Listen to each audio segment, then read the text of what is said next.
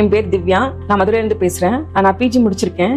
பேங்க்ல ஒர்க் பண்ணிட்டு இருந்தேன். ஸோ கொஞ்சம் ஃபேமிலி சிச்சுவேஷனால ரிசைன் பண்ற மாதிரி ஆயிடுச்சு. ஸோ வீட்ல இருந்து ஏதாவது பண்ணலாம் அப்படின்ட்டு பார்த்துட்டு இருக்கும்போது ஸோ அமேசான்ல பாக்குற மாதிரி ஒரு ஐடியா இருந்தது. என்ன பண்ணலாம், என்ன ப்ராடக்ட் பண்ணலாம் அப்படின்றப்போ சரி வயர் பேஸ்கெட் வேணா போடலாம் அப்படின்ட்டு என்னோட சரௌண்டிங்ல வயர் பேஸ்கெட் கொஞ்சம் பார்த்துட்டு இருந்தேன்.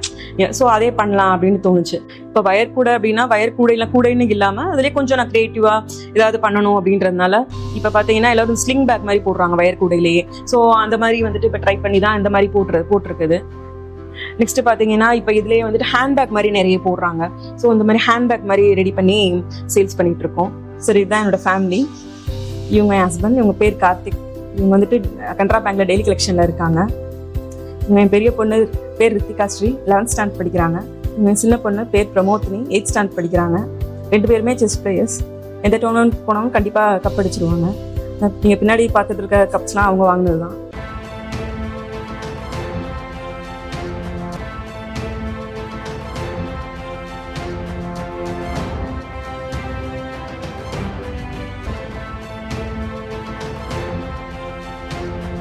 வணக்கம், நான் வந்து பிரமோதினி. எங்கள் அம்மா வந்து ஒரு ஆன்லைனில் சேல்ஸ் பண்ணுறாங்க அமேசானில்.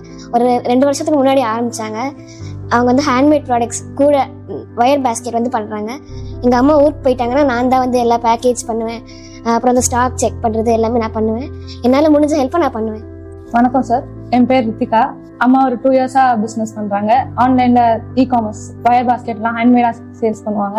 அவங்களுக்கு அந்த எடிட்டிங் அப்புறம் அந்த விசிட்டிங் கார்டு பண்றது அதெல்லாம் பண்ணி கொடுப்பேன். ஸ்டார்ட் பண்ணும்போது நல்லா இன்ட்ரெஸ்டிங்கா இருந்துச்சு. இப்பவும் நல்லா போயிட்டு இருக்கு. வித்தியாசமா இருந்துச்சு, இதுக்கு முன்னாடி பண்ண இருந்துச்சு. ஹாய் சார், என் பேர் Karthik.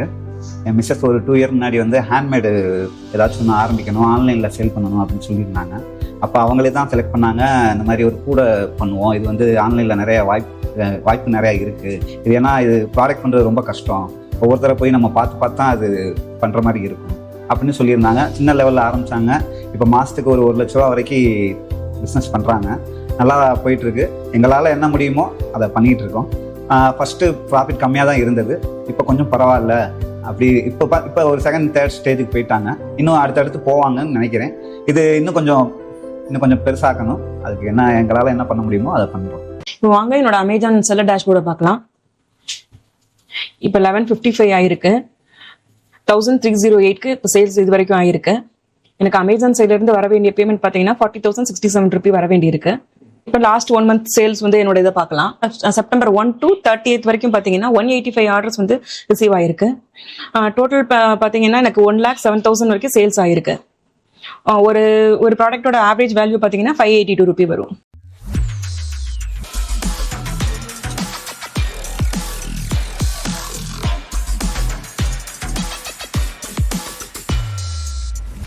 Hello friends, welcome to Tamil commerce.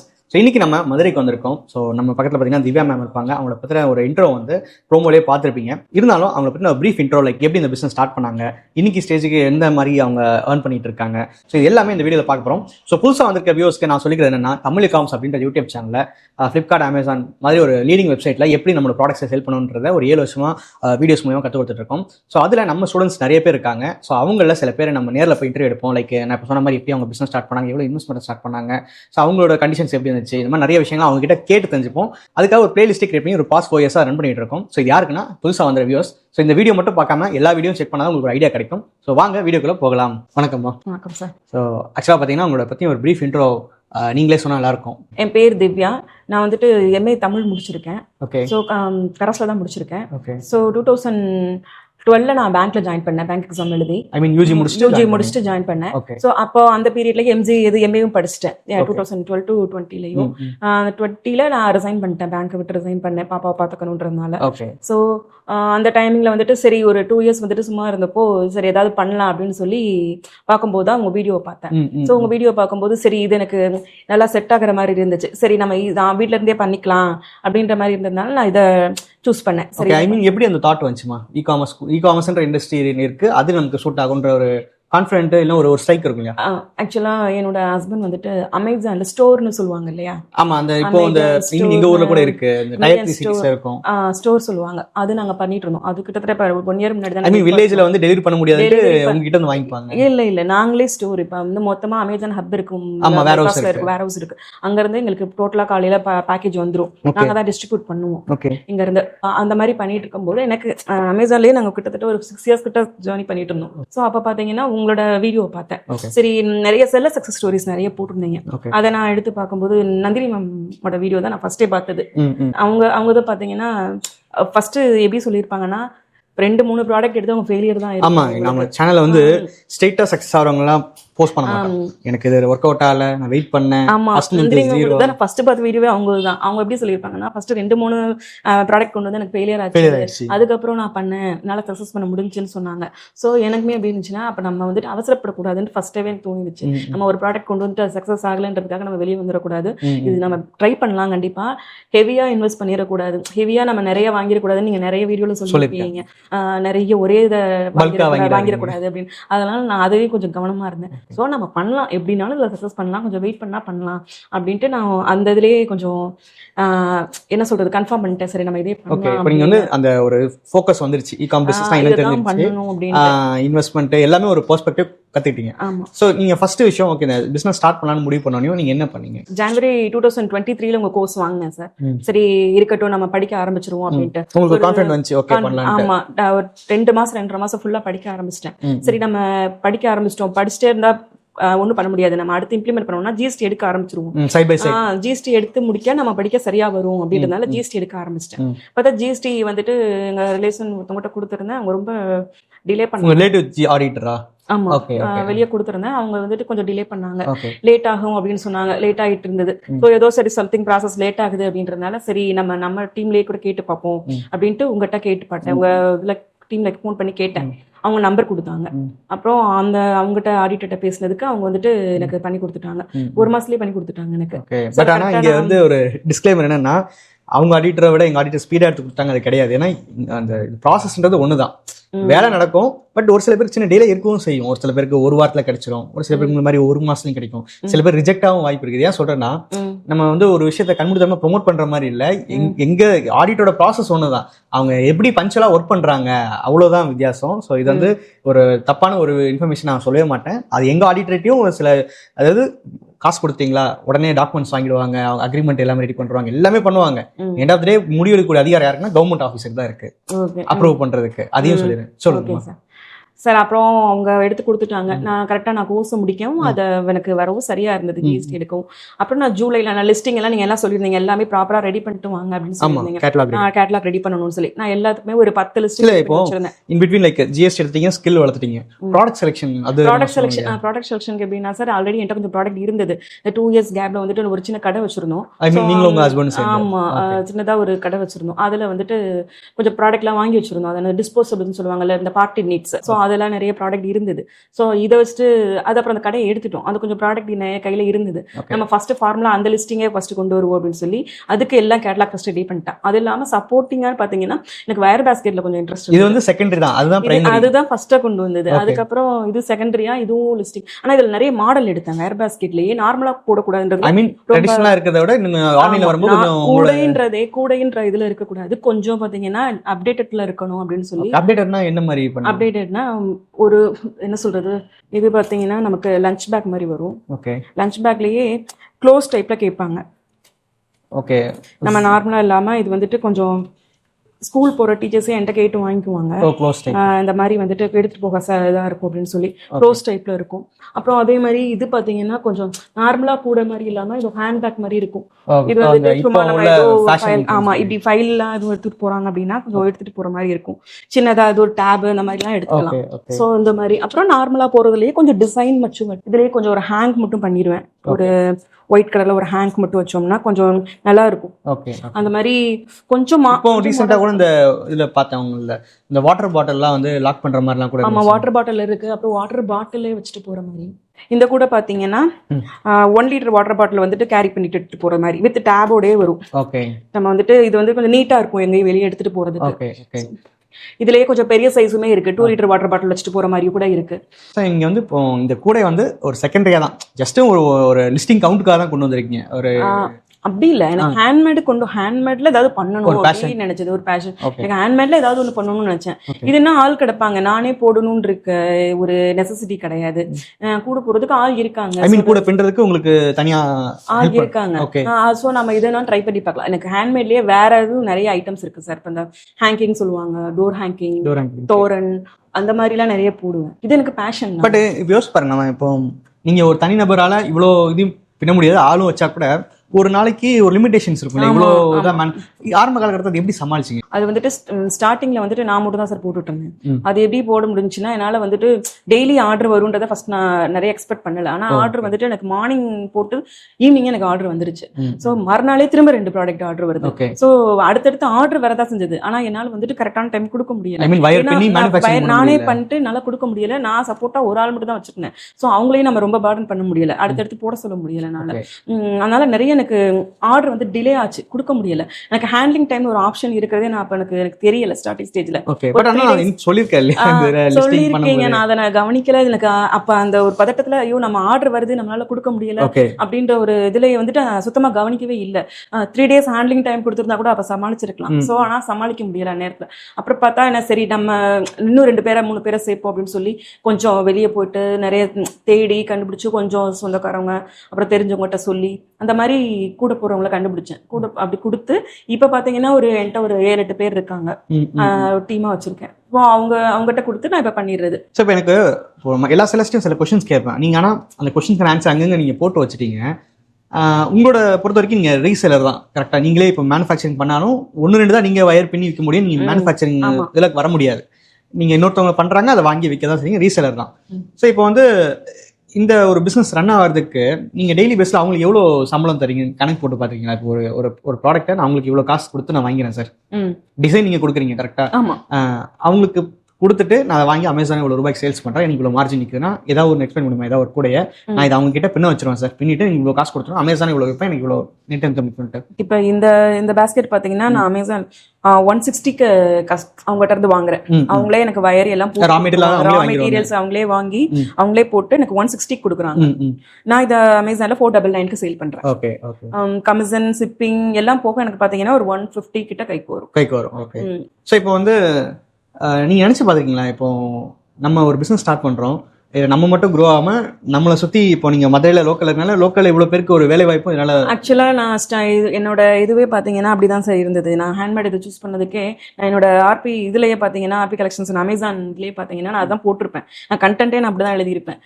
எப்படி எழுதியிருப்பேன்னா, எனக்கு வந்துட்டு அதாவது உமன் என்டர்பிரனர்ஸ் வந்துட்டு கொஞ்சம் க்ரோ பண்ற மாதிரி சப்போர்ட் பண்ணுங்க, ஆர்டிசியன்ஸ் அது வந்துட்டு நிறைய பேருக்கு வந்துட்டு நிறைய ஒர்க் கொடுக்குற மாதிரி இருக்கு, அவங்களுக்கு கொஞ்சம் அவங்களும் சேர்ந்து க்ரோ ஆறாங்க நம்மளோட சேர்ந்து.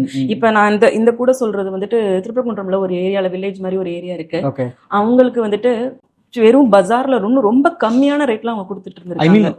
நீங்க வந்து ஒரு ரீசேலர் மாதிரி பஜார்ல ரீசேலர்ஸ் இருப்பாங்க. இல்ல அவங்க நான் இந்த மாதிரி 160க்கு வாங்குறேன் இல்லையா, இதே கூட அவங்க பஜார்ல வெறும் 100க்கு அவங்க கொடுத்துட்டு இருக்காங்க.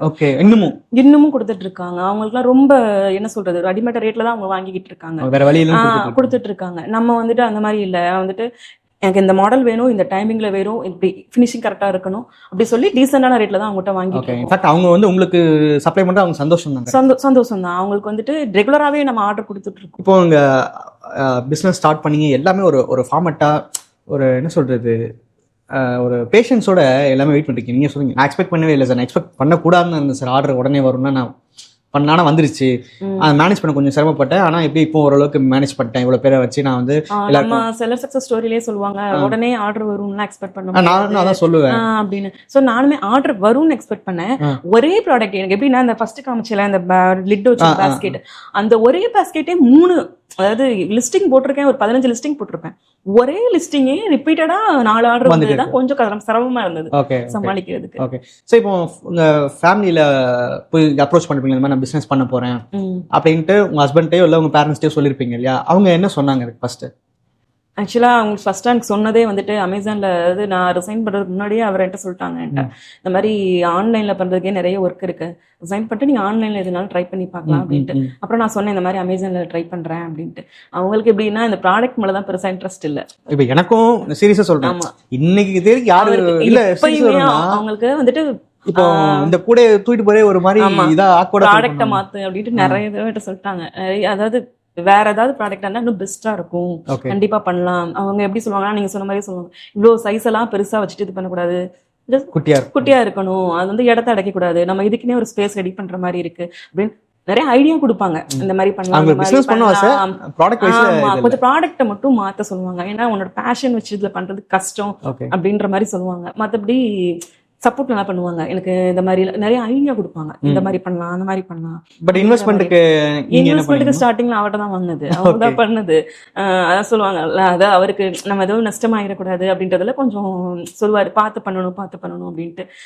எனக்கு ஃபர்ஸ்ட் ஒரு 6 மாசம் நஷ்டமும் ஆகல, லாபமுமே லாபமே கிடைக்கல, நஷ்டமே இல்ல, நஷ்டம்னே சொல்ல முடியாதது, நாங்க லாபமும் சுத்தமா இல்ல, ஏதோ அப்படியே கத்துக்கிற ஸ்டேஜ் தான். ஆமா, பிசினஸோட அந்த சைக்கிளை கத்துக்கிற ஸ்டேஜ் 1 இயர் ஆச்சு சார். கரெக்டா 1 இயர் ஆச்சு. நான் வந்துட்டு ஜூலை 2023 ஸ்டார்ட் பண்ணது, ஜூலை 2024 தான் அது growth ஆகவே ஆரம்பிச்சு. கரெக்டா நான் இப்ப 2 நாள் முன்னாடி ரிப்போர்ட் எடுத்து பார்த்தேன், எனக்கு அப்பதான் கரெக்டா. பட் யூஸ் பண்ணுங்க, இப்போ உங்க ஸ்டேஜ்ல வேற யாரா இருந்தா 1 இயர் நீங்க வந்து லாஸும் இல்ல ப்ராஃபிட் இல்ல, பட் ஆனா அந்த ஸ்டேஜ்ல கூட ஒர்க் பண்ணிட்டே இருப்பேன். ஆனா வந்து நிறைய 190 பேர் விலகி போயிடுவாங்க. அட நமக்கு ஒர்க் அவுட் ஆகலப்பா, இது வந்து நமக்கு எனக்குமே என்னன்னா சார், என் ப்ராடக்ட் மேல கொஞ்சம் டவுட் இருந்துச்சு. நான் ரொம்ப ஆசைப்பட்டது, ஒரு இடத்துல நீங்களும் சொல்லியிருப்பீங்க, ப்ராடக்ட் எல்லாம் ரொம்ப இது பண்ணக்கூடாது அப்படின்னு. அது என் மிஸ்டேக், நான் அதை வேணும்னு நானா எடுத்தது. இதை மாத்தினா இப்பயுமே எனக்கு தெரியும், நான் அந்த ப்ராடக்ட்டை மாத்தினா இன்னும் கொஞ்சம் நல்லாவே பெட்டராகவே இருக்கும். ஏன்னா நிறைய கத்துக்கிட்டாச்சு, எப்படி கேம்பெயின்லாம் நல்லா தெரியும். கிட்டத்தட்ட 2.5 வருஷமா பார்த்துட்டு இருக்கோம், எப்ப சேல் நிறைய வரும், எப்ப வராது, ஓரளவுக்கு நமக்கு தெரியும். ஸோ ப்ராடக்ட்டை மாத்தினா கண்டிப்பா பண்ண முடியும். ஆனா இதை மாத்த முடியாம இருக்கேன். ஆனா இப்ப நல்லா தான் இருக்கு. இன்ஸ்டாகிராம்ல எல்லாம் பாத்தீங்கன்னா இதுக்கு நிறைய வாண்டட் இருக்கு. நார்த் சைட்லயுமே எனக்கு என்னோட ப்ராடக்ட்டுக்கு நார்த் சைட்ல ஆர்டர் வந்துகிட்டே தான் இருக்கும். இப்ப 2-3 மாசமாவே நல்லா தான் இருக்கு. ஸோ இதை மாற்றவும் முடியல, இவ்வளோ நாளாக வந்துட்டேன். சரி, அடிஷ்னலாக வேணா இன்னொரு ப்ராடக்ட் வேணா ஆட் பண்ணிக்குவோம், இதை மாற்றாம அப்படின்ட்டு பார்த்துட்டு இருக்கேன். Okay ma'am. ஸோ நீங்கள் இந்த இ-காமர்ஸ் பிஸ்னஸில் பாசிட்டிவாக பார்க்குற விஷயங்கள் என்ன இருக்குது, நெகட்டிவாக பார்க்குற விஷயங்கள் என்னன்னு சொல்லுவீங்க? ஏன்னா எல்லா பிசினஸ்லயும் ஒரு பாசிட்டிவ் நம்ம கன்வீனியன்ட் டைம்ல பண்ணிக்கலாம் சார். இப்போ வெளியே அப்படின்னு பாத்தீங்கன்னா ஒர்க் போனா நம்ம வந்துட்டு அப்படியே ஆமா போகணும், ஒரு லீவ்னா பர்மிஷன் கேட்கணும், இது இந்த மாதிரி கிடையாது. நம்ம டைமிங்க்கு நம்ம ஒர்க் பண்ணிக்கலாம். ஆனா நம்ம டைமுக்கு ஒர்க் பண்ணாலும் கொஞ்சம் அந்த கன்சிஸ்டன்சி இருக்கணும். அப்படி இருந்துச்சுன்னா நம்ம கண்டிப்பா ஓரளவுக்கு அது ஸ்டாண்டர்டா கொண்டு போயிடலாம் பிசினஸ். மற்றபடி இப்போ பாசிட்டிவ்னா இப்படிதான் சார் சொல்லலாம். ஒன்றும் வந்துட்டு என்ன சொல்றது, யார்ட்டையும் நம்ம இந்த இதுவும் கேட்க தேவையில்லை, நம்ம பாட்டுக்கு நம்ம வேலையை பார்க்கலாம், அது பாட்டுக்கு பிசினஸ் நடந்துகிட்டு இருக்கும். நெகட்டிவ்னா என்ன சொல்லுங்க?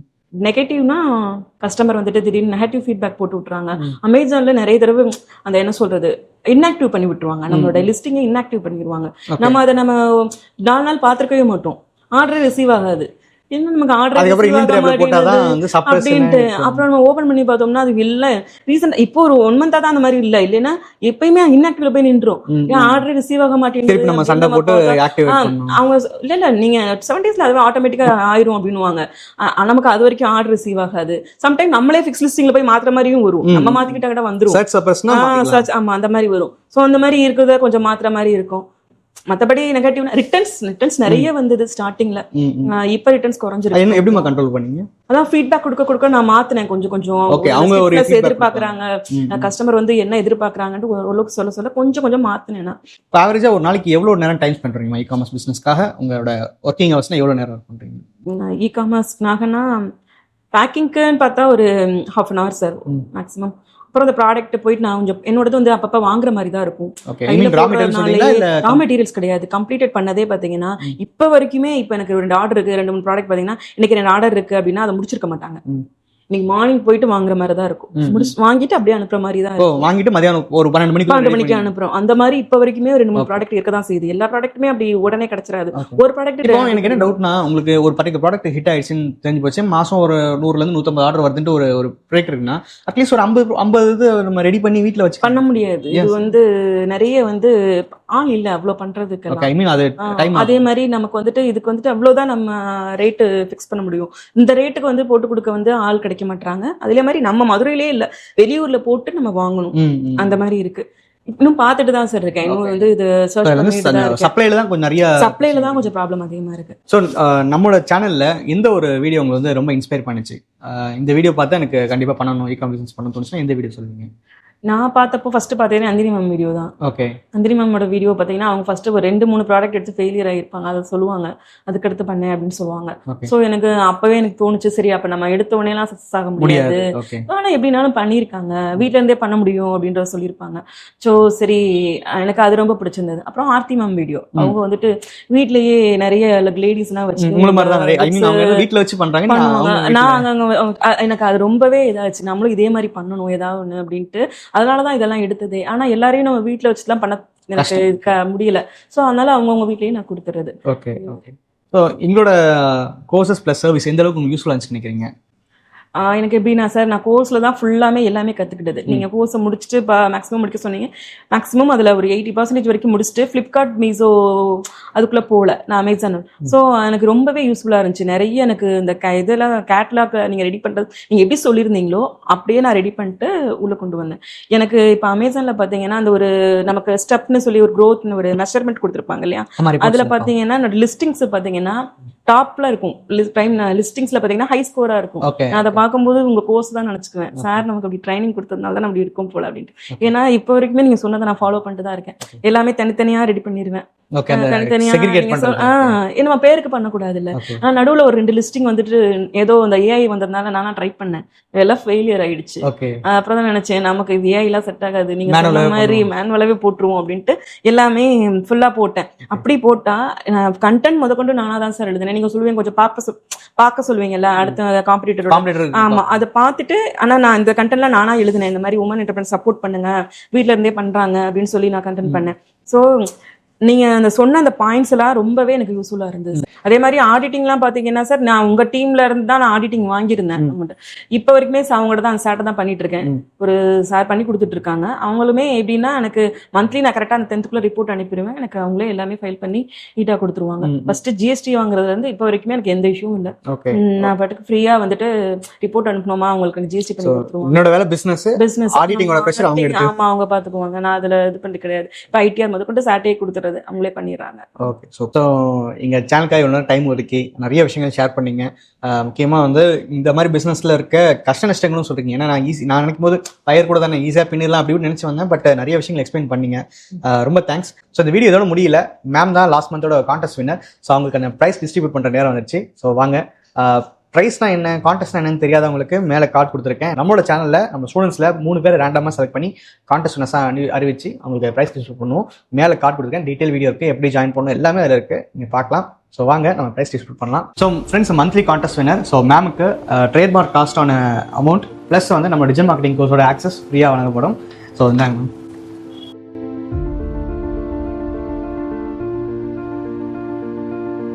இருக்கு சார். ஓகே. ஸோ இது வந்து அவங்களோட இந்த ட்ரேட்மார்க் காஸ்ட்டுக்கான எக்ஸ்பென்ஸ். நீங்கள் இதை வச்சு என்ன பண்ண போறீங்கம்மா? ட்ரேட்மார்க் எடுக்கணும் சார். இன்னும் ட்ரேட்மார்க்.